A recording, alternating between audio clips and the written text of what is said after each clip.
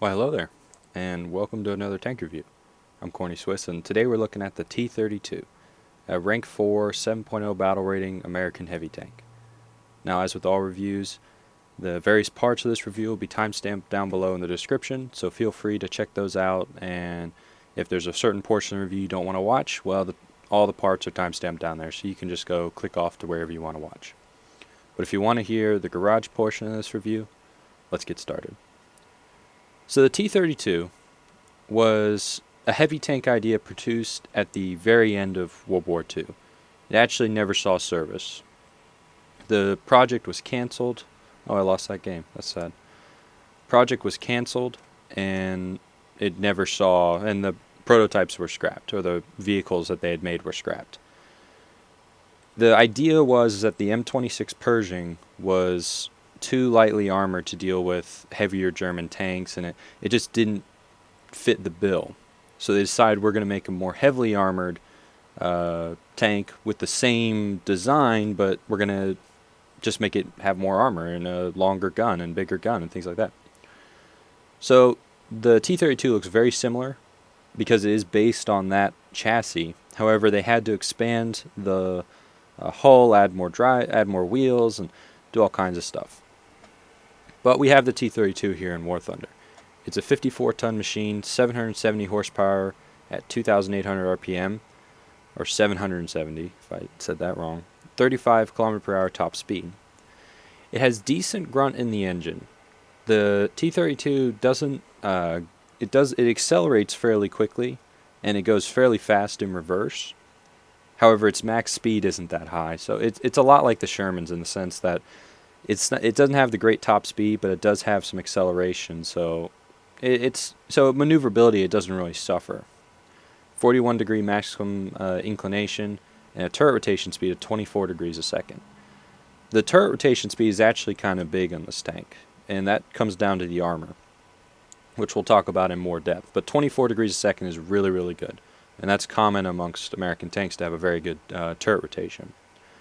10 degrees of gun depression, 20 degrees of elevation. That's pretty good. The Germans have about 10 degrees. This heavy tank also has about 10 degrees. So you're right at the upper echelon of performance in that regard. Since both the Americans and the Germans have much better gun depression than the Russian tanks, which have very poor gun depression. So let's talk about the armor.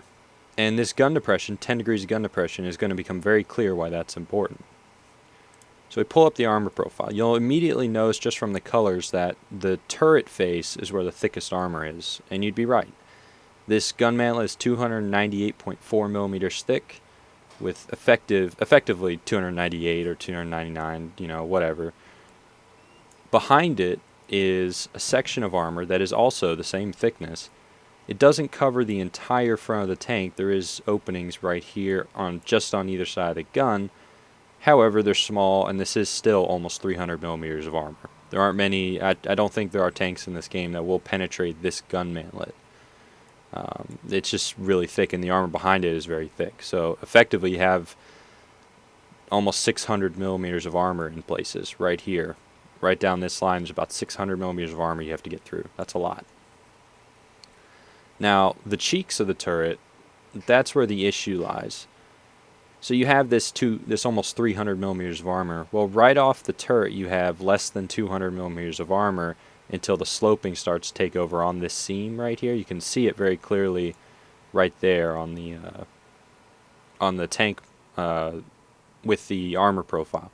That seam represents a change in angle as it starts to slowly plate around the side of the turret. So from here, it's less than 200. Once you get out here, it's well over 200. So from the front, you won't be penetrated in this turret on the mantlet or on the outer half of the cheeks, but on the inner half of the cheeks, that's very penable for German guns. And usually when you get knocked out from the front via the turret, that's how they got you. They went right through this cheek bit. Now, that is a very tough shot. At range, it's nearly impossible, and it's very easy to defend against. If you can maybe waggle your turret just a tiny bit when they fire, or when you see the shell incoming, it's going to make a world of difference, and it most likely won't penetrate.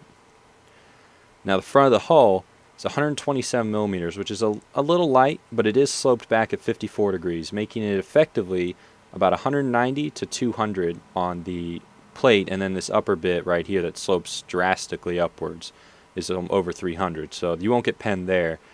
This front plate, though, is suspicious sometimes. 200 millimeters isn't quite enough to get it done at medium to close range. Long range, it's fine. If you're hull down, it doesn't matter. This machine gun port is in fact a weak spot.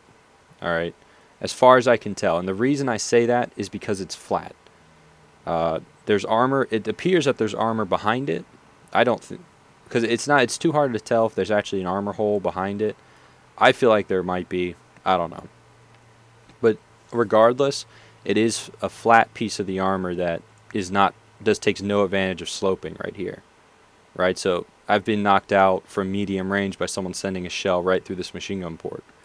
Would they have penetrated the upper glacis of the tank? I don't know. Maybe. I'm not entirely sure.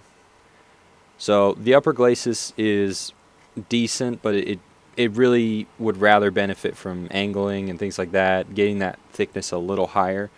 However, this tank just really wants to be hull down. If you get this thing hull down at decent range, you can absolutely massacre enemy tanks. Now, the lower glacis is the weakest part of the armor on the front of this tank. You have this middle bit, which is 95 millimeters, effectively 155. On the outside, it's even less. On the it goes from. It's all due to the sloping. It's all actually the same thickness, but it's just the way the sloping is. This lower plate never exceeds about 165 millimeters, so that's very penetratable for German guns and Russian guns. So you got to watch out for that. But like I said, this tank really wants to be hull down, and the gun depression really allows it to be hull down. 10 degrees is pretty good. And you have a very tough turret, so why not take advantage of it? From the sides, the turret is 152.4 millimeters thick, effectively about 160 or so, thanks to some angling and weird sloping. However, the side of the turret generally won't save you. At range, it might, because penetration obviously falls off at range. And I have been hit in the side of the turret and not received any damage, but it was from like a Panther who I don't think was firing APCR. So, but that's where the turret rotation speed comes in, is if there's a threat that appears, a lot of times you can swing that turret around and potentially save yourself. Side of the hull, 76.2 millimeters. That's kind of important because it does allow you to angle. You also have these big tracks that are going to eat up shells. The armor in this situation, if I can just find it. Where are you, armor? Is there an easy... There it is. I can just do that.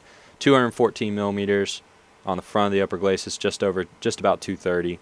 So you can angle it about like this, and you'll have an effective armor of about 220 all the way across your tank. And that's pretty good. That's 220 millimeters of armor angled like this. That's what you want. You want to make put as much armor on this with this tank as possible when you're in the open ground, because your hull isn't that tough. The turret is what you really want to use. So like I said, really try and get hull down. Back of the turret, 152 millimeters still. Rear of the hull, 50 millimeters. So I mean, if you get shot in the rear, you get shot in the ass, you're kind of toast. Back of the turret, maybe. At long range, probably not. But just like I said, you can a lot of times swing this turret around before they get a chance to really open up on you. So in terms of armor, it has enough side armor to allow it to angle, and the turret armor is really, really effective overall. However, it does have these cheek pieces right here that can do you in sometimes at close range. I know I've had success against T32s in close range by just sending shells right through these cheek pieces. I found that I actually bounced shells off their upper glacis, but the cheek pieces were no problem. And that 10 millimeters makes a difference. So, and then I've also found that an angled T32 is actually fairly tough, because 214, 230, over 200, it's pretty tough. So that's the armor.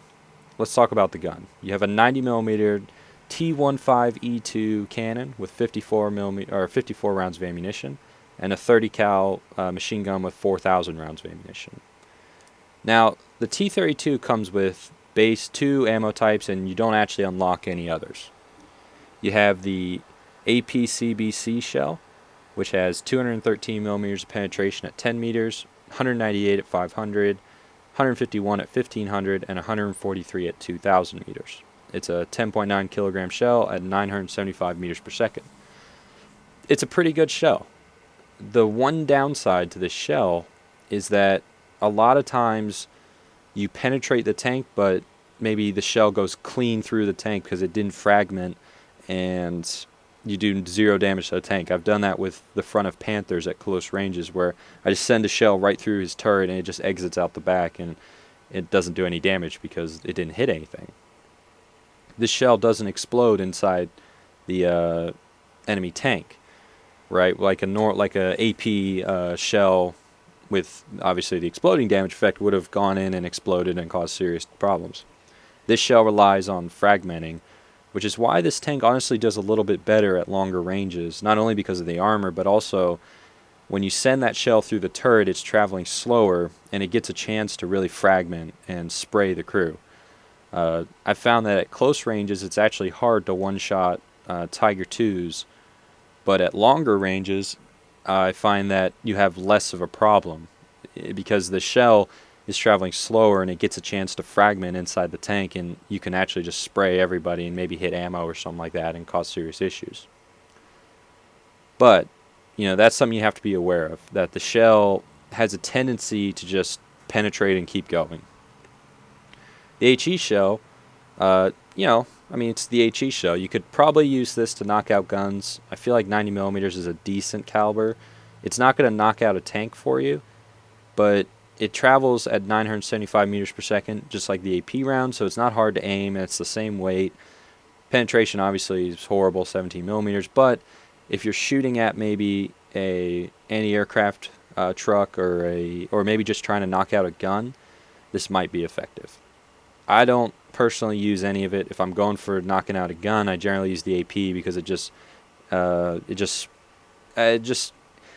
guess my point is that I never have HE loaded because I don't expect to run into things that I need HE for. I expect to run into, heavy tanks like Tiger 2s, and then I react to dealing with, let's say, AAA.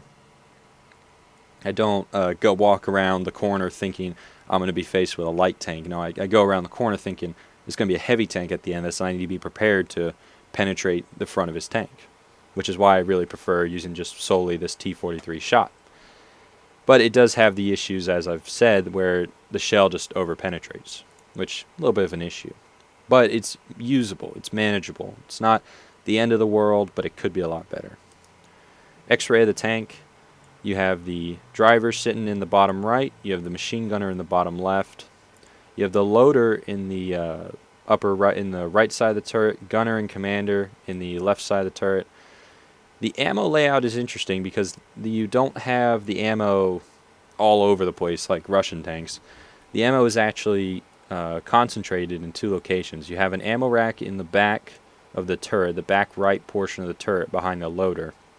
And then you have all this down here, which is ammo, in the bottom of the tank.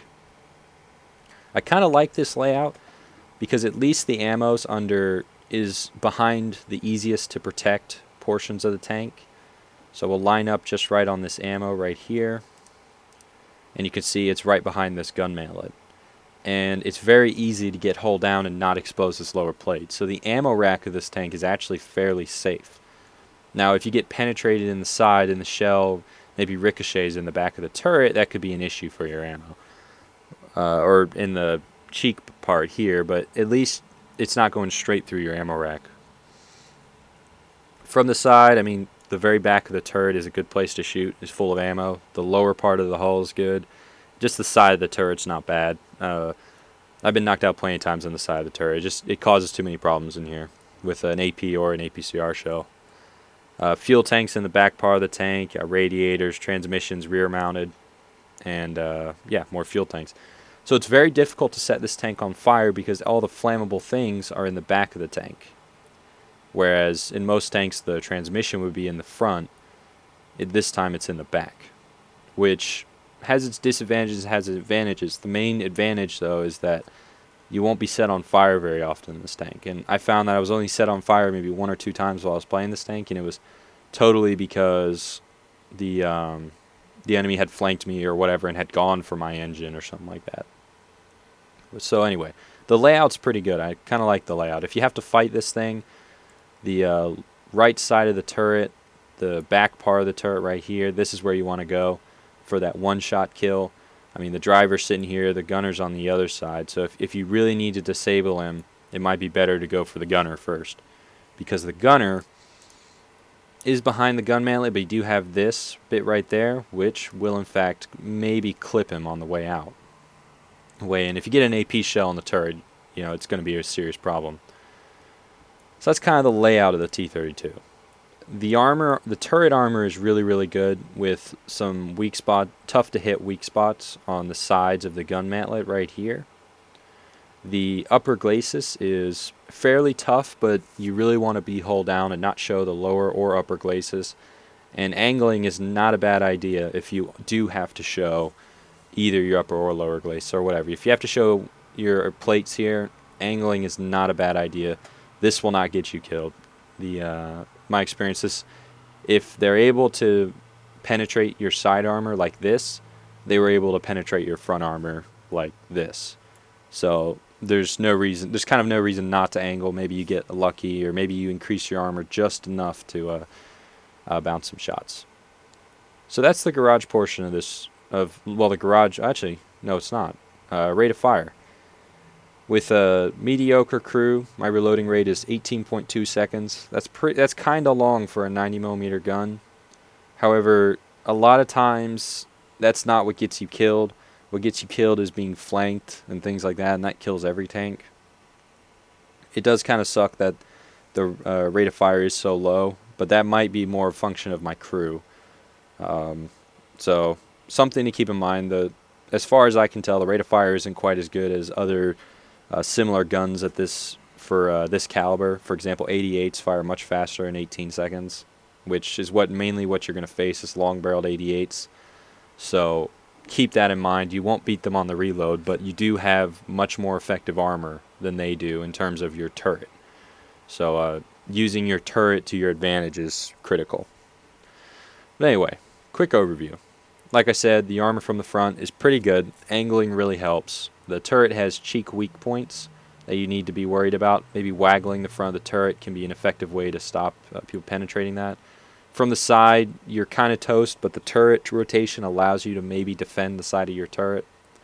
And from the rear, obviously, it's paper. But the turret is still the same thickness as the sides, but usually you won't be able to swing the turret all the way around, and if you do, they've already set you on fire or something like that. So still kind of toast. The gun, the ammunition underperforms, but overall it's not. The gun is pretty good, and the ammunition isn't bad. It's just not great. It could be a lot better, but it's not. So you have to live with what we have.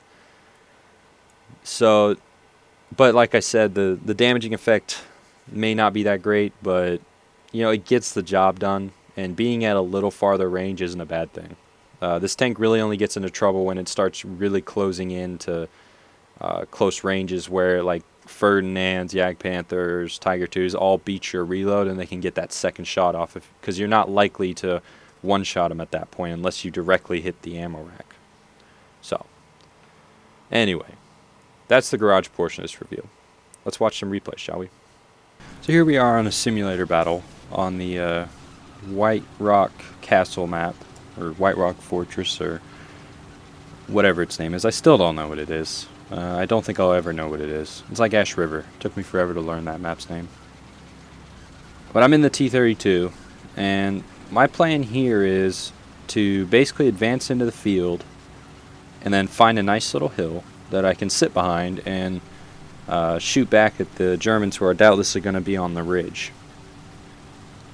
I've found that I really don't like taking the T32 into confined spaces. Just, it condenses the combat to a point where your weak spot, the cheeks of the turret, are easily targetable, and then it requires you to maneuver in tight locations. It's just, I just feel like it's built to be, it's built to fight the German tanks in their environment, which is sort of the long-range engagements. And it's honestly maybe a little more effective at it if you give it the chance to be. So we come up over here, and immediately we spot ourselves a medium tank there. I believe that's a medium tank. Yeah, it is. We hit him, but that was a heavily angled side armor. That was never going to penetrate. But there are going to be a whole host of enemy tanks that are going to show up on this ridge, and we're going to do our best to deal with them. That Panther is continuing to run down the side, and that's going to be a little bit of an issue for me if he can get all the way around my flank. So I decide I'm going to move over more towards that area of the map and use the terrain and things like that to try and cover my sides. These little hills are fairly good cover. And also these gentle hills also allow me to use my gun depression, which is nice. I'm just coming over here to look for that medium tank. Because he took a hit there. That was from what looks like another medium tank, or it's a Yag Panther, and I think there's a medium tank right next to him. But take a hit there, so I back up a little bit. The rate of fire is a little disappointing sometimes, but it's not like a Russian 122. And now that medium tank is slowly becoming an issue for me. He's gonna have to be dealt with. There we go. Shell penetrated the front of the Panther, set him on fire, damaged a lot of other things. Give him a little machine gun fire just to annoy them. And that is a strategy I feel like is effective. And that guy hasn't extinguished the fire yet, so I'm going to try and just let him burn. It seems like an effective strategy is to use your machine gun to cover your enemy's view, like to obscure their view when you're in simulator mode, because it just gives you that advantage of being able to cover yourself while you're reloading. He's just going to continue to burn, which is fine. I was misranging these shots. I should have been giving it a little bit more. I believe I'm taking hits from that Panther still. He's just waiting to burn up. He's slowly losing his crew and his tank. Yeah, he's hitting me, but there he goes. Oof, just short again. Once you figure this gun out, it is really, really good. It's kind of weird having a tank with a very similar muzzle velocity to German tanks and not have it be a German tank. Looks like there's a medium tank that's trying to push over the edge. First shell, that was a rough angle. I mean, there's no shell in the game that's going to penetrate like that. There's all kinds of enemies down over there. And I found that this is sort of what this map sort of devolves down into when you get two very well capable long-range tanks like T32s and Tiger 2s and Yag Panthers and American medium tanks and things like that, where the wide sweeping flank maneuvers are good, but also just kind of hanging and banging with them and slowly pushing forward as you sort of wear them down. At this range, I don't really have very much fear of these Yag Panthers, and they're honestly ignoring me a little bit, which makes me sad. Missed there, just short. I mean, those are really tough shots. There's not very much of his tank that I can see. He's making my life a little easier, though. So, I mean, that's always nice, coming all the way over the hill to shoot at me. There we go, that shell penetrated, but you see what I mean on the little hit cam there. The shell hardly fragmented because it's just going too fast. And the Yag Panther doesn't actually have all that thick of armor. So I knew I was going to penetrate, but you know, it didn't do a lot of damage because it just didn't fragment like an AP shell or like a exploding shell would. Now my buddy there just got exploded, which is not good for me. And there's a medium tank who's right here in front of me, and for some reason he shoots the ground directly in front of me. My first shot goes into his, and there we go. See, the reason it fragmented so much there is it went through an angled mantlet, and then it hit the cannon breech, and that fragmented the shell, and sent off, you know, 2 or 3 significant chunks of the shell, which means this guy is basically owned. Well, boned. because his cannon breech is gone, his cannon barrel's damaged, and I'm just using the reverse speed of this thing to keep him in front of me. Eventually I'm not going to, because he is eventually going to be able to get around me, but the turret rotation is such that I can actually just spin the turret all the way around and deal with him. And that's what I decided to do, even though I didn't want to, because I am showing my weaker turret armor. But, you know, the turret rotation speed of this thing is too much, so just kind of put the gun inside him, set him on fire, and at this point I'm going to back up, use his tank as cover, and there my suspension takes a hit for me. Use his tank as cover, and just put him out of his misery. Put one right through the side of his tank. There we go. Nice and easy. Actually, just exploded before I need to do that, so that's even better. And there goes the Ag Panther. There's more enemies spotted in that area, and this is where I guess you could say I make a little bit of a mistake. I noticed that the flank, our southern flank, is going to get overrun. There's actually going to be 2 Tiger 2s that are going to make their way over there and try and flank around our entire position, which would be very bad if they did that, because the enemy are actually capping our base. So if people aren't able to get back there because Tiger 2s are blocking them, then that can be a serious issue for us. So I've decided to kind of push the issue here, clean this out, and then turn and deal with those guys. Or that's my plan, because I was worried about people running down on that flank, like I said, for that reason, but also because we don't have anyone over there anymore. Before, we had teammates who were telling me basically that there wasn't anyone over there just by them being there. But now they're not, which means they've been knocked out, and now that's a free avenue for the enemy to advance. And coming across a Ferdinand, just as a random tidbit of information, the Ferdinand is, I almost always go for the gun first, because it just completely negates the tank. And right there you saw the corners of the tank are not very thick, so you can just send a shell right through there, and that just gutted the tank because it's going through at a diagonal, so it just hits more things. Those enemy King Tigers were spotted on the mini-map, so I am going to decide to start making my way over there to contest their advance. Because at this point it's become critical for us to hold that flank, because we are recapping and we're running out of teammates. So catching these guys in a valley, hopefully with myself remaining hold down, would be ideal. I've actually got them spotted. They're just behind those trees, moving across the field to the right. But I'm going to come up over here, and the key mistake I make here is I've spotted them, but I continue to advance. I really shouldn't have. Also, it would have been great if this shot had actually hit his ammo rack. If I'd aimed a little higher and hit his ammo rack, that definitely would have knocked him out.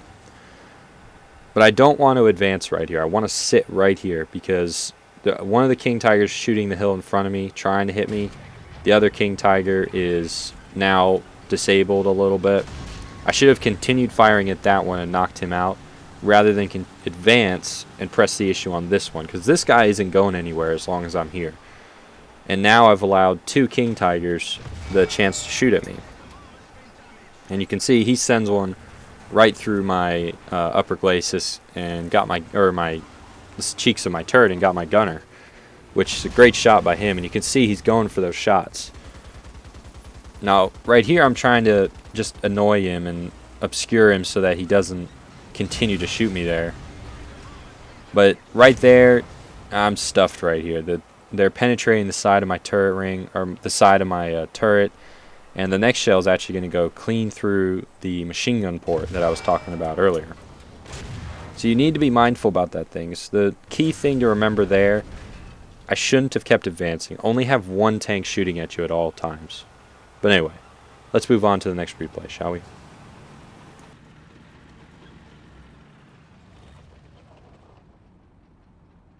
Alright, so this is another replay on the White Rock Castle, Fortress, whatever, map. I apologize that both replays are on this map. It was just when these are just the clips I got, and they happen to be on the same map.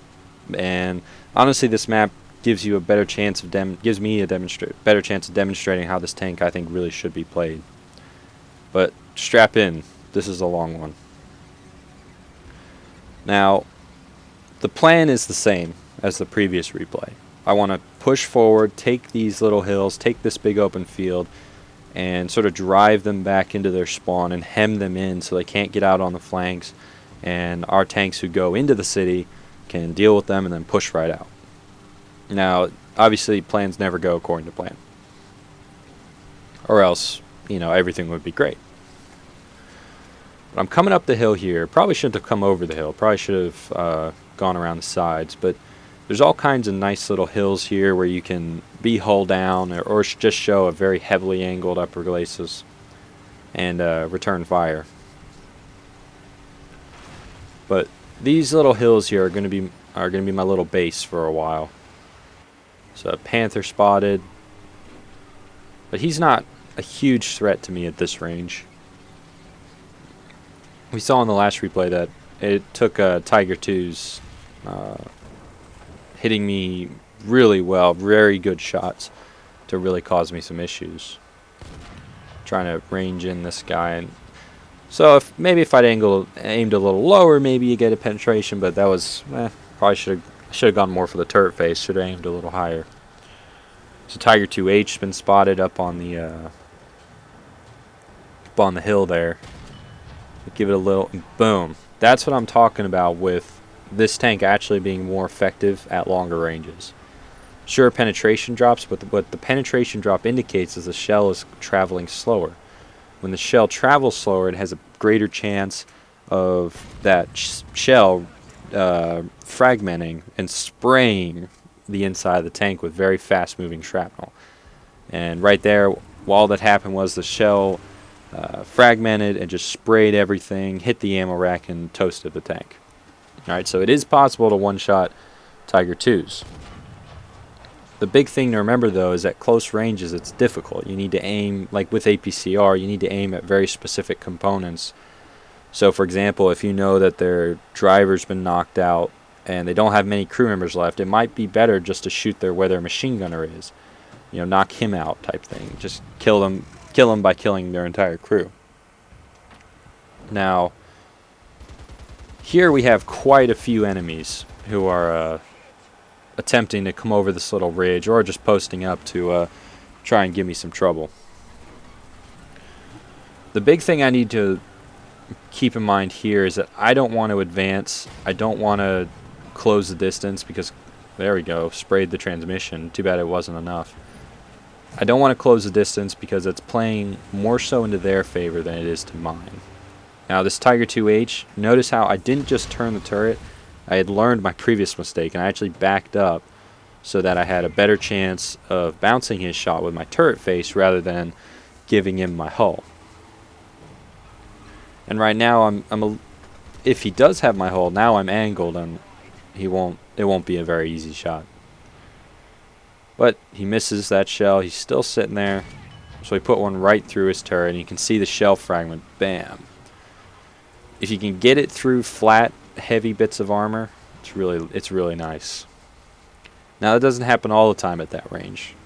But with Tiger 2H's, the front of their mantlet, the front of their turret is is relatively thick, so you can actually get pretty lucky.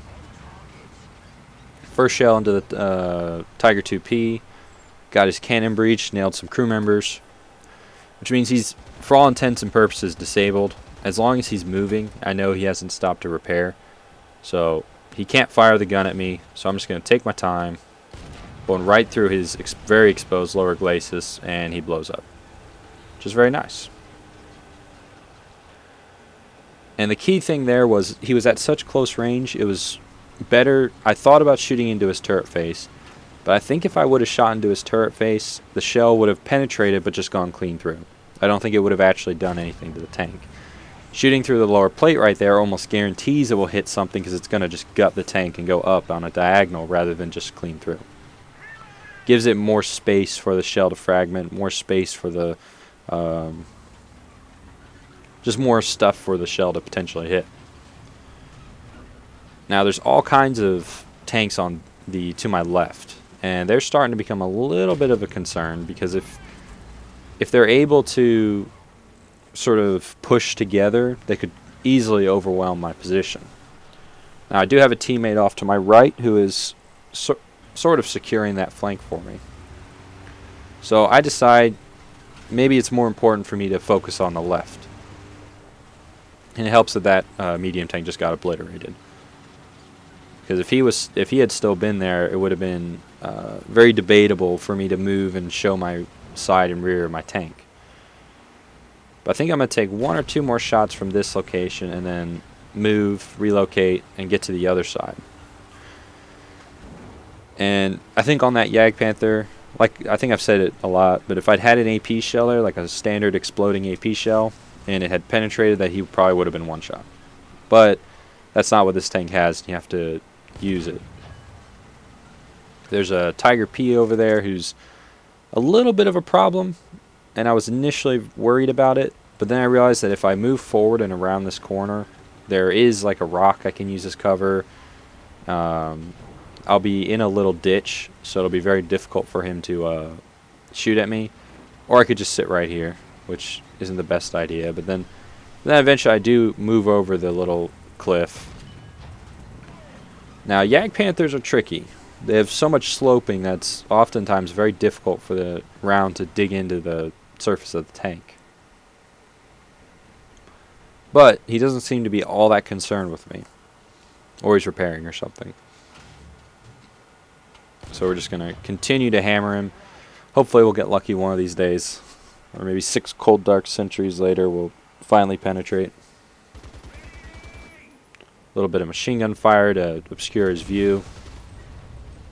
And that shell went up and high on my gun manlet. I think he must have been aiming for the cheek, but it must have gone high on him.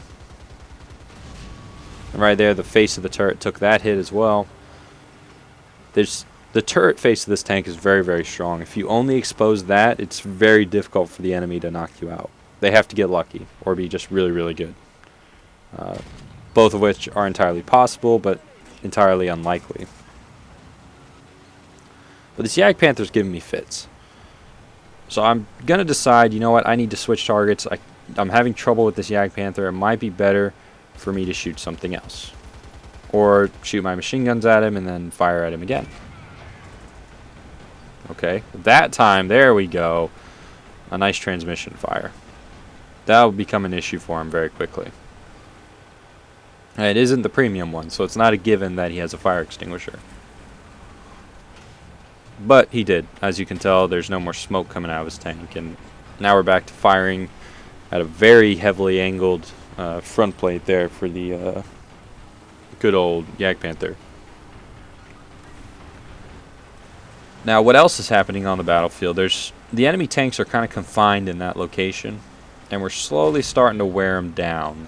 And took a hit there from something. I'm not quite sure what it was. Maybe you'll see that it was probably that Tiger 2 actually. Probably came just over the hill and fired around at the side of my turret. We have lost more tanks than them, I do believe. And this Jagdpanther is just a thorn in my side. So really need to do something about him. I'm pretty sure he's immobilized. This IS-2 here is moved up a little bit, but now we have a tank trying to flank us, which is not good.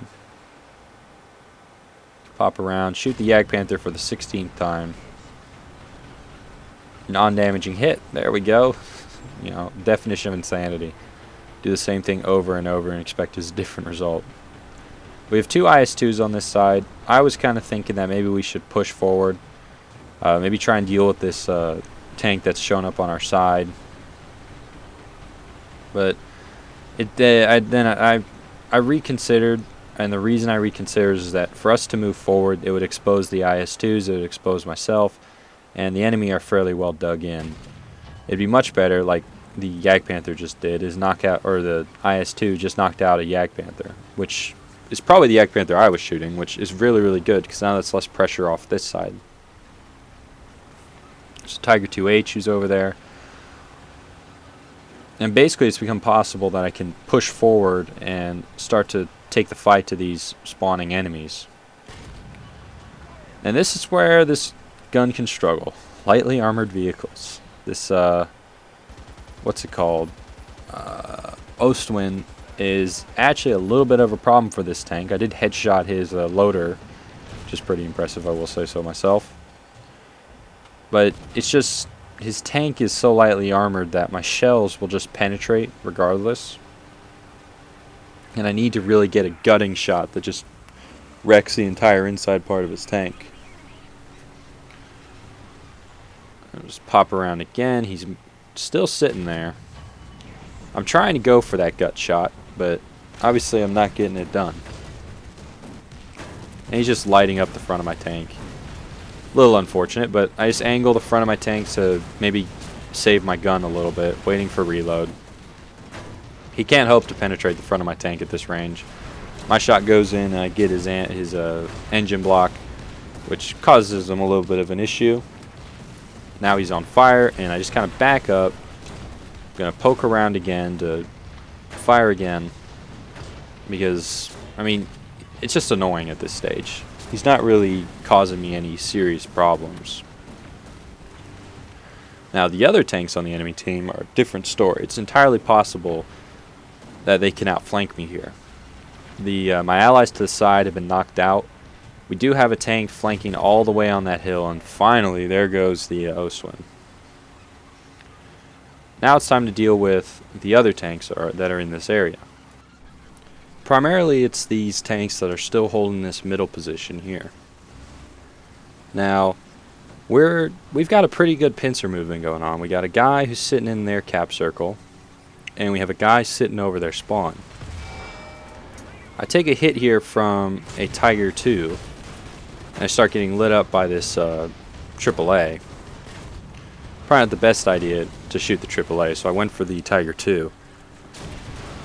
And I've angled the front of my tank, and now it's just, I need to back up. I need to limit the amount of people who are shooting at me.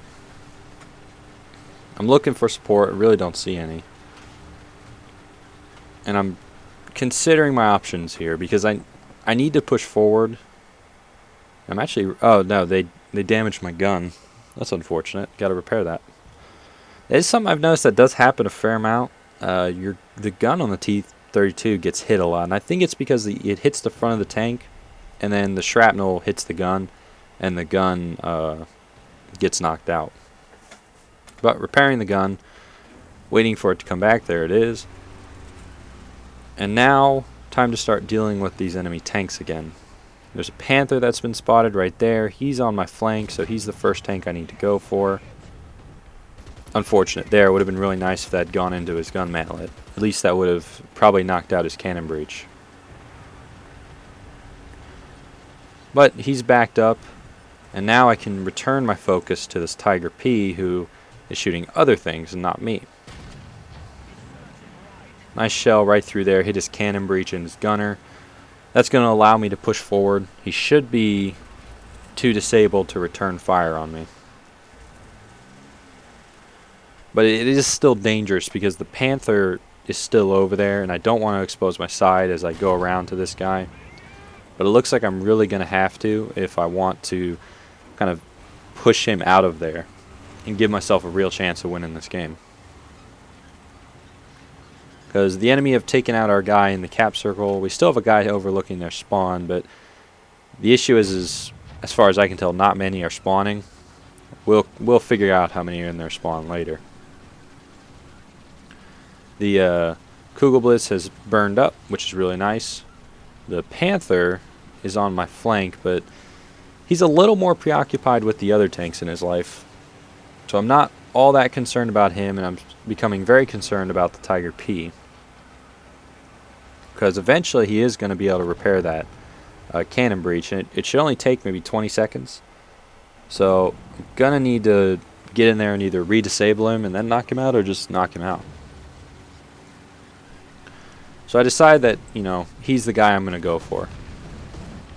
Because he's probably the more dangerous tank that's, well, to me, that's around this area. Now, the enemy have started to capture both zones, which is a little unfortunate. But shell into the Tiger P. Still kicking, but we're going to continue to push forward on him. And wait for the reload. Bam. No problems. Now, something that the reason the shell fragmented really good there is I was firing down on him, and then I was also fired into the lower part of that turret. So what actually happened was the shell actually passed through more armor, and that's what kind of fragmented the shell. It's not entirely common for that shell to go clean through the front of the tank, maybe hit the gunner and the commander, and then out the back. But we have tanks going back to defend our cap. So we kind of need to put pressure on the enemy and pressure their cap. And I see an enemy tank there near their cap circle, so I'm like, okay, that'll be my target. That's my next victim. So I start pushing forward to deal with him, and oh, I have the side of his turret. That's nice. Nice little, a decent shot there. I got his horizontal drive, his gunner, and I believe his commander.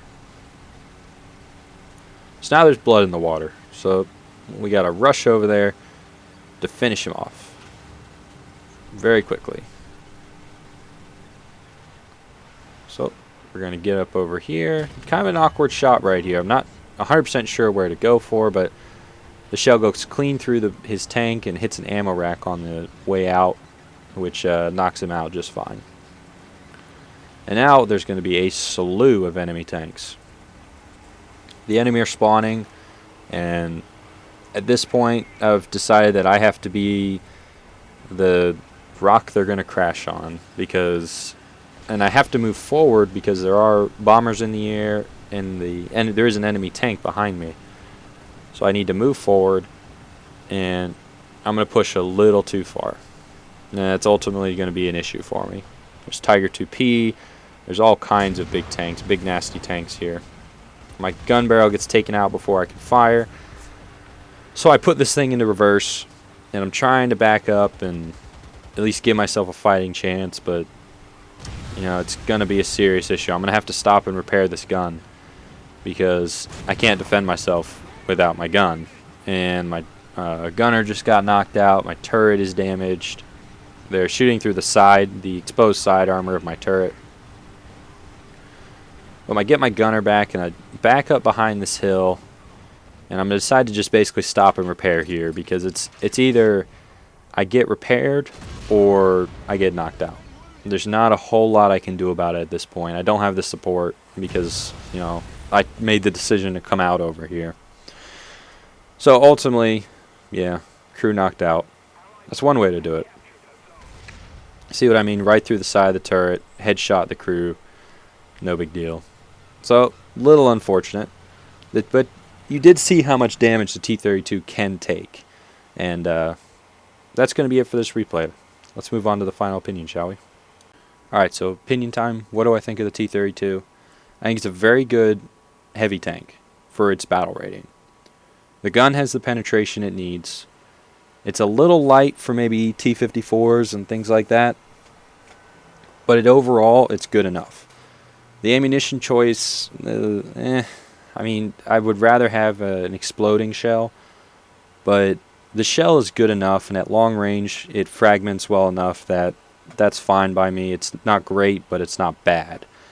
Maneuverability, this tank doesn't have great top speed, but it does have an engine with some grunt in it, and it does accelerate pretty nicely, and it has a good reverse speed. Turret turns really, really fast and is very heavily armored. From the front, it's very tough, other than maybe these cheeks. Alright, so you have to worry about protecting these cheeks, but if you can do that, you'll be just fine in this tank. Angling is effective for the hull. I would recommend angling this way, and the reason is that this front bit of the track actually covers the machine gun port. As you can see here, that gets unangled, you know, as you angle. So maybe angled this way. That's probably a little bit better. Now, overall, like I said, very solid tank. in terms of competition, you run into Tiger 2s all day long, Yag Panthers, late Panther variants, all day long, and this tank has the tools to deal with them. You saw sometimes that the shell would just go clean through.